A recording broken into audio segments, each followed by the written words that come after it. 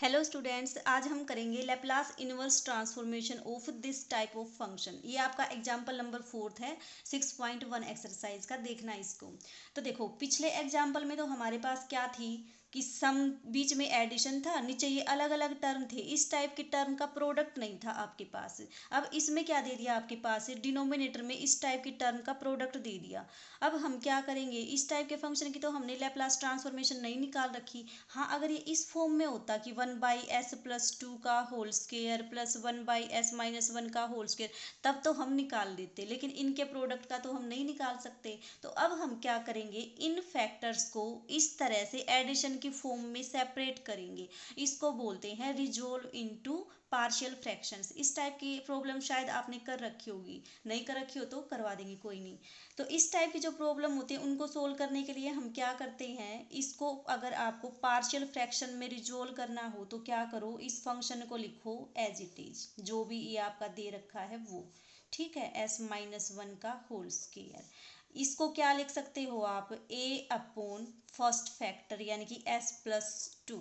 ठीक है, plus b upon s+2 का होल स्क्वायर है। तो क्या करोगे आप, चाहे यहाँ पे स्क्वायर कर दो, अगर यहाँ पे स्क्वायर ना करो, लीनियर में लिखना चाहो तो क्या करो, इसका जो फर्स्ट पार्ट है वो लिख दो, s-1 इसकी पावर 1 प्लस c बाई इसकी power 2, s+2 whole square plus d by s-1 whole square. ठीक है, इसका मतलब हम इस फंक्शन को इस तरह से सेपरेट फंक्शन की फॉर्म में लिख सकते हैं। अगर आप इन a b c और d की वैल्यू फाइंड आउट कर लो, ठीक है, तो आपके पास क्या आ जाएगा, something upon this, something upon this. तो ये आपका किस फॉर्मेट में आ गया कि जिसकी आप लैपलास ट्रांसफॉर्मेशन फाइंड आउट कर सकते हो। तो अब हम क्या करेंगे, इन कॉन्स्टेंट्स की वैल्यू फाइंड आउट करेंगे। इनकी वैल्यू फाइंड आउट करने के लिए जो नेक्स्ट स्टेप होता है आपका, वो क्या होता है कि जो भी ये डिनोमिनेटर दे रखा हो, इस फैक्टर से दोनों साइड इसकी मल्टीप्लाई कर दो। तो देखो कितना आएगा, अगर आप मल्टीप्लाई करोगे तो इधर मल्टीप्लाई करोगे तो क्या बच जाएगा, 1+2s is equal to a into s+2 से, तो s+2 आपका क्या हो जाएगा, कैंसिल, एक s+2 बचेगा, दूसरा क्या बचेगा, s-1 का होल स्क्वायर, प्लस b के साथ क्या बच जाएगा आपके पास, s+2 का whole square s-1, plus c के साथ क्या बच जाएगा आपके पास, s-1 का होल स्क्वायर, और d के साथ क्या बच जाएगा, s+2 का होल स्क्वायर। अब देखो, a b c की वैल्यू फाइंड आउट करने के लिए क्या कर सकते हो आप, अगर आप इसमें s की जगह पे एक तो -2 पुट कर सकते हो, एक क्या पुट कर सकते हो, 1। अगर s की वैल्यू आपने 1 पुट कर दी तो आपके पास क्या आ जाएगा, देखो s की वैल्यू 1 पुट करोगे, a 0 हो जाएगा, क्योंकि ये 0 हो जाएगा आपका, ये भी 0 हो जाएगा, ये भी 0 हो जाएगा, लेकिन ये 0 नहीं होगा, यहाँ से आपके पास d की वैल्यू आ जाएगी। ठीक है, तो s की वैल्यू पुट करो कितनी, s इज इक्वल टू -1। जैसे ही s की वैल्यू -1 पुट करोगे, यहाँ पे तो कितना बन जाएगा आपका ये 1+2s, ये आपका बनेगा -1। दिस इज इक्वल टू, ये कितना बन जाएगा, जब s की वैल्यू -1 पुट नहीं करोगे भाई, s की वैल्यू तो 1 पुट करोगे तभी तो 0 बनेगा। ये क्या पुट करना है आपको, जैसे s-1 को 0 पुट कर दो, s इज इक्वल टू 1, यानी कि s की क्या वैल्यू पुट करोगे आप, 1 पुट करोगे। जैसे ही s की वैल्यू 1 पुट की, ये क्या बन जाएगा आपके पास, लिख दो यहाँ पे, जब आपका s कितना है 1, तो ये कितना बन जाएगा, 3 इज इक्वल टू, ये फैक्टर भी 0, ये फैक्टर भी 0, ये फैक्टर भी 0, प्लस d इंटू ये आपका 3 का स्क्वायर, ये कितना आ जाएगा, यहाँ से d आ जाएगा 1/3। सिमिलरली यहाँ पे जब s-+2 को 0 पुट करोगे तो s कितना आ गया, -2। इसका मतलब अब क्या पुट कर दो, s इज इक्वल टू -2, ऐसा पुट करोगे तो ये भी 0 बन जाएगा, ये भी 0 बन जाएगा, ये भी 0 बन जाएगा। आपके पास क्या आ जाएगी, c की वैल्यू आ जाएगी। डायरेक्ट लिखती हूँ मैं, कर लेना इसको सोल्व। c कितना आ जाएगा आपके पास, -1/3। तो आपने क्या निकाल दिया, d निकाल दिया, c निकाल दिया। अब क्या निकालोगे, a और b की वैल्यू निकालोगे।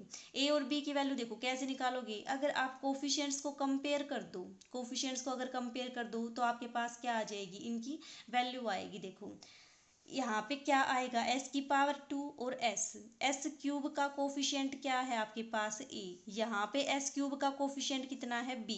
यहाँ पे s क्यूब आपका है ही नहीं, तो क्या करो आप, comparing coefficient of S cube का जब कोफिशिएंट कंपेयर करोगे तो यहाँ तो कितना है एस क्यूब का कोफिशिएंट 0, यहाँ से कितना आएगा a प्लस बी, ये आपके पास एक इक्वेशन आ गई। उसके बाद क्या करो, कांस्टेंट टर्म को कंपेयर कर दो। कांस्टेंट टर्म कैसे आएगी, देखो एक तो 2 तो यहाँ से आएगा, 1 यहाँ से आएगा, तो कितनी बन जाएगी 2a बन जाएगी। और यहाँ से कांस्टेंट कितना है आपका 1 is equal to 2a plus ये कितना बन जाएगा आपका 4, 4 माइनस 1 करोगे 3, ये आपका बन जाएगा